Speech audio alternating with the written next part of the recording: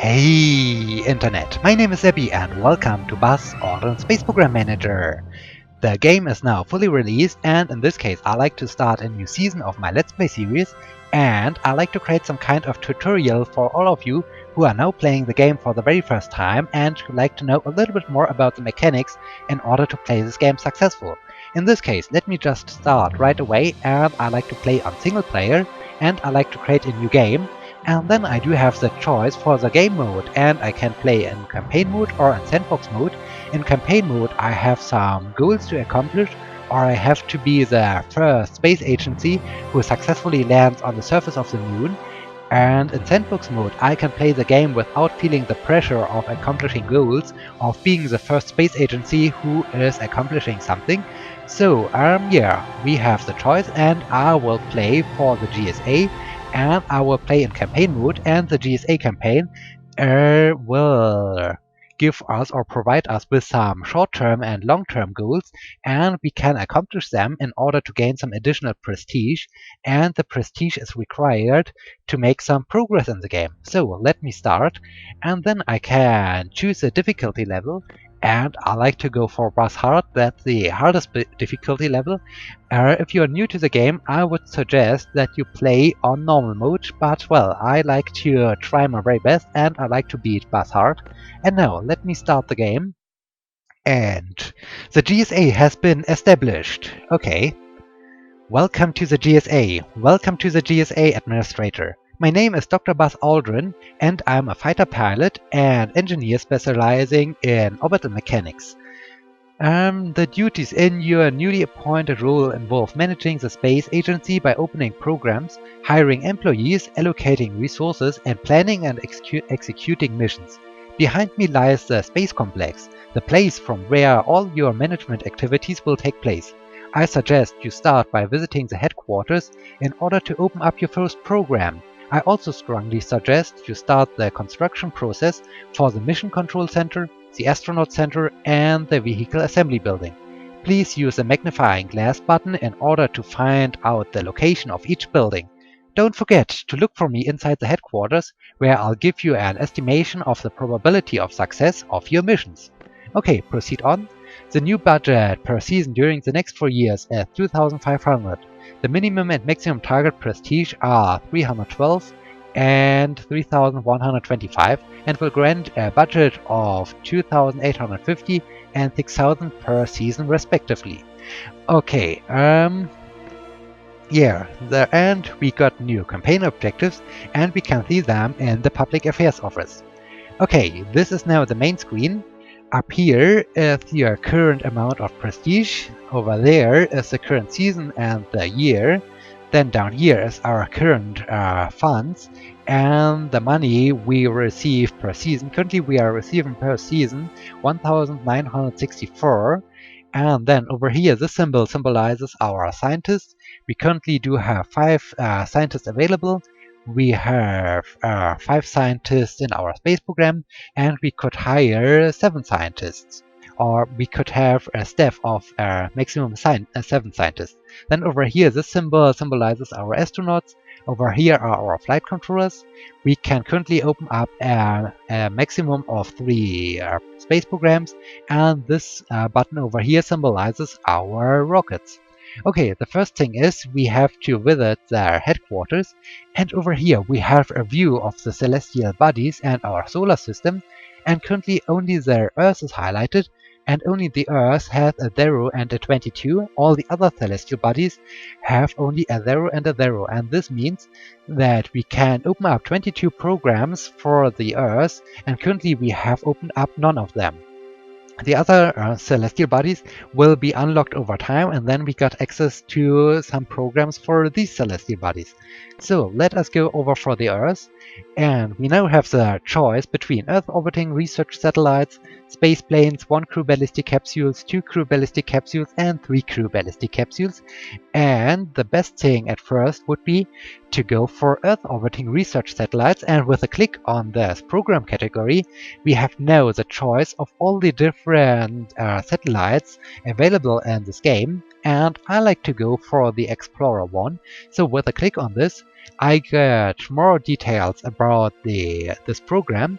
And if I click on the Program Category Available button, I can open up this program, and yes, I like to do this. And now I will be redirected to the mission management screen. This is very interesting because we can see if we have a successful outcome of the mission, we will earn 1,650 prestige points, or we will lose 200 prestige points if we are not able to or if we are having a failure in our mission. Then we have the payload mass. This is very important for choosing the right booster. We need 3 flight controllers. This is very important. Then we have an overview over the goals we can achieve. And over here is a white question mark, and the white question mark is for assigning a rocket to this. But unfortunately, we are currently not able to open our rocket, because if we are clicking on this symbol over there and we are going to open rocket program, our rocket program cannot be opened. Why? And the reason is that we haven't built a vehicle assembly building. So this is very important. In this case, let us go back to the space complex, and by clicking on this crane symbol down here in the lower left corner, I can enter the construction mode, and I can see the GSA buildings and the building number 8 and the VIB, and with a click on this empty slot, I can start the construction process of the vehicle assembly building. So here, let me do this. I will build this for $800. Very good. And then, while I'm at it, I like also to build the mission control center, and I like to build the astronaut center. Okay, very good. The construction process has started. Let me now switch off the construction mode. And then let me just have a short visit at the Science Center. Over here we can see all of our scientists currently working at our space agency, and they have 5 different skills: rockets, space probes, human-rated rockets, crewed spacecraft, and EVA suits. And our Explorer 1 is a space probe, so we can already see that we were a little bit unlucky because only this one has a very good skill level with 53% in space probes. The other ones are not so good. Then we have also information about their salary and their age and their moral. The moral is symbolized by the heart symbol, and if the moral gets too low, our scientists might think about leaving our space agency, which would be a little bit unfortunate. Then the light bulb symbolizes their skill, how fast our astronauts can, or our employees can learn something in advanced training. I will demonstrate you this a little bit later. Right now, let me just go back to Space Complex and go back to our headquarters. And then we do have the button Manage Payloads and R&D. And over there, we currently do have only the Explorer 1, a space probe, as I have already said. And if we click on this white question mark, we see our currently available personnel. And we see already highlighted the right skill, and this is space probes. So let me assign 4 scientists to this, that they can start working and developing this satellite. And now we can see our projected improvement is 21%, and the projected reliability is about 25%, and our current reliability is at 3%. And we need to raise this reliability at best to a maximum of 84%, or maybe to 80%. So we have now started to working on this project. This is very good. And we now need to wait for the VAB to be built. So we have 1 scientist left over, and because we want to develop now a rocket, I like to send him to advanced training. If I click on this button, I have a skill selection, and as I said, I like to boost the rocket skill. In this case, let me just click on this button. Now I can choose between a single training course or a continuous training. On continuous training, I can set a skill level I like to achieve, and then the training process will continue until the employee has reached the skill level. But right now, because the building process for the VAB lasts only 2 seasons, I like to go for a single training course. Okay, then I've already shown you that I can have a maximum of 7 scientists, so I can hire 2 more scientists, and because I like to train them up, I like to hire these scientists who have a very good learning skill, and 96 is very good, 93, 93, 90. I like to go for one with 93. And who is better in rockets? It's this one. Okay, let me hire these 2 scientists. With a click on hire recruits, I got asked if I like to hire them, and with a click on yes, I have hired them, and now they are in basic training, and as soon as they have finished the basic training, they will be available, and I can assign them to some projects. Okay, now we have done everything, and with a click on End Season, we can finish our turn. Do you want to end the current season? Yes, of course. Now we get the screen about our Explorer 1, and we can see that our reliability was improved to 24.8%. This is very nice. Now let me proceed on. Now we get an overview about the news. So we have hired some scientists, we have opened a program, we have started the building process, and the mission control center is already finished. This is very good. So, and we got some information about that our current budget will remain for the next 4 years and will be constant for the next 4 years. And after these 4 years, we will have a budget review, and then our prestige will be compared. And well, if we have a lot of prestige, or if we have around a lot of prestige, then we will get more prestige, more budget.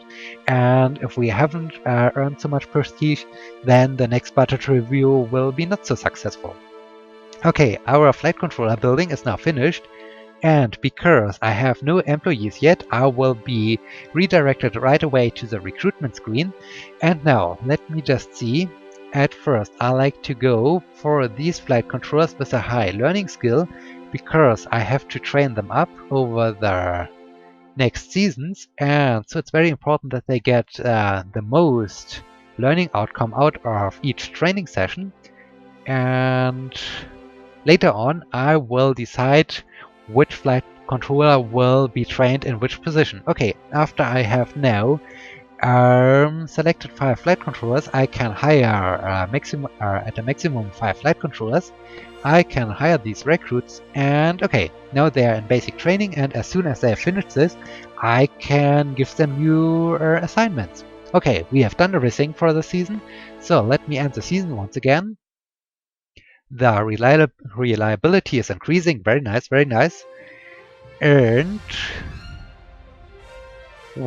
our science personnel is back from basic training. This is good. We got an information about our flight controllers, and the VAB is finished. This is very nice. Now we are able to open up a rocket program. So let us go back to the headquarters and say open rocket program. Okay, now we have the choice or we have to choose between many different rocket programs, and as you can see, we have the current reliability, we have the information about the maximum reliability, we have unit cost, these are pretty important, and then we can see maximum payload to suborbital, maximum payload to low Earth orbit. It's 11 kilograms, and as we have seen at the beginning, our Explorer 1 satellite has a mass of 5 kilograms, so the Jupiter Sea Booster is powerful enough to launch our satellite, and in this case I like to open this program. And yes, I like to open this. And do you want to be redirected to the rocket management screen? Not yet, because I like to demonstrate you. Down here we have this button. I've already demonstrated you the Manage Payloads and R&D button. Over there you can assign scientists to start the development process of your payloads. And over here, Manage Rocket Programs. You can do exactly the same, but for rocket program. And over here we now have our Jupiter Sea Booster, and we do have exactly the same question marks. So I like to assign our new scientist to this project, and we are starting working on this. This is good, and I like to reallocate one of my scientists over to the rocket program. So let me just see which of the scientists is the best one in rocket development, and it's Sharif Farless. Okay, So let me just click on this X button over here to remove her from this project. And when I'm going over to the Manage Rocket selection, to the Manage Rockets program, sorry, then I can assign her to this, and now our projected improvement has raised a little bit, and this is very good. Okay, let me go back to Space Complex. Now I do have my astronaut center. We have no employees available, and once again I like to go for the astronauts with the best learning skill. And one of the important things is the astronauts have a very early retirement age, so I like to see who's very good. Oh, 94 and age 23, this is cool. Let me just hire her, and 93 and age 38, a little bit too old. 90, 29, good. 92, 27, much better. And let me just go down. 90. Okay, 93 and no, 92 and 27. This sounds very good. So let me assign these two or hire these two astronauts. And you might ask, why do I hire two astronauts? Well, on the one hand, if I lose one of my astronauts, I have a backup astronaut. And on the other hand, after each mission, the astronauts are in a recreation phase, and so they are unavailable for one season. So I need two astronauts in order to cycle them for the early or for the first manned missions. And well, this is the main reason why I like to hire two of them. Okay, now we have hired flight controllers, we have hired astronauts, we have opened up our rocket, and now we can click on the end button. And okay, the satellite is about at, or is almost at 50%, and our booster makes good progress. We are at 22%, so this will take some time. And our flight controllers are back from basic training, so we can start training them up. Our scientist who was in advanced training has finished the advanced training. Good random event. A series of recently implemented optimization has yielded a 6.3% reduction of your fixed cost for the next 10 seasons. This is very nice. Okay, our one scientist is ready. Let me go to Manage Rocket Programs and assign him right away so that he can help the other three scientists to improve this booster. And let me go back to Space Complex. Now we have our 5 flight controllers ready, and very important is the flight director. Their button here to the right will sort the flight director skill, and currently the best one is Wiki Career. And here the flight director skill is calculated by taking the average of all the 5 different skills. So she's currently the best, and I like to boost her flight director skill, and I can do this by improving all the different skills. And the worst skill currently is trajectory and GNC, so let me just train her up in this skill. And now the next thing is I need at least one in propulsion. Rhonda is very good in propulsion already, so let me train her up in this skill. The next important thing, trajectory and GNC. Bryant is very good in this skill, so he can become specialized in this skill. Then we need spacecraft systems. It's this one. He can train up spacecraft system, and Janice Edelson will become our specialist for crew and payloads. So let me do this. Single training course, very nice, very nice. Okay, now let me go back to Space Complex, and I have currently 7 scientists in my space program, and I can hire a maximum of 7 scientists. So I like to upgrade this building. By entering the construction mode, I can click on an existing building, and now I got asked if I like to upgrade this building, and if I do so, I can hire 14 scientists. And well, this sounds pretty good. So let me just upgrade this building. And okay, we can now see that the construction is in progress, and we are now upgrading our science center, and in a few seasons we will be able to hire more scientists, and this is pretty amazing. And with this we are now able to end the season because we can't do anything else. Let me end the current season. The Explorer 1 is at 58%, very nice, and the Jupiter Sea booster is at 38%, so we are making good progress. This is very nice. And what happened? Their upgrade process has started.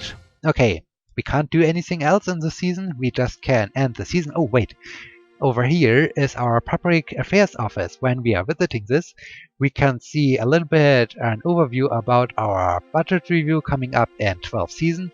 We can see a little bit more about our funds and our expenditures. And we can see the long-term campaign objective. This is of course the lunar landing. And our short-term campaign objectives: Chris Craft staffs the mission control personnel group with at least one employee and develops their flight director skill to a minimum of 60%. Okay, we are trying to do this.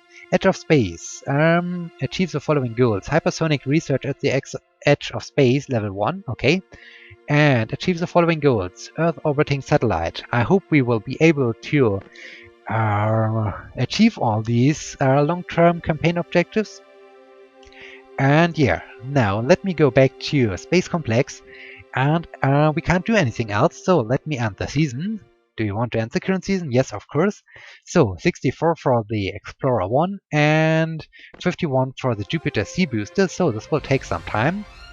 And news. Good random event. A significant technical discovery will boost the results of the R&D process by 17.8% during the next 7 seasons. And the Science Center was upgraded. This is very nice. Now I can go over to the Science Center, and I like to hire 5 new I like to hire 5 new scientists, just because I need 4 scientists for each project, and if I increase my curve or the amount of scientists in my space program to 12, I can work on 3 projects at the same time. And again, I like to check at first for the best ones with the best learning skill. So above 90% is always good, 93 is good, 92 is good. Oh, there was another one with 83, very good. And we need now 83, 91. 91% is very good. Okay, 5 new scientists, all very good in with a very high skill level in learning. This is good. So let me hire them. And they are now in basic training, and we can start training them up in their next seasons. And with this, we have made a good start. We have built the first buildings on our space center. We have started to develop a satellite program. We have started to develop a booster, and we have hired some scientists, some flight controllers and astronauts. And yeah, with this, we are at the end of the first part of the tutorial, and I hope you like this, and I hope you will be joining me in the next part when I continue explaining how you can perform a rocket launch and what else is important in this case. Until next time, my name is Abby. See you!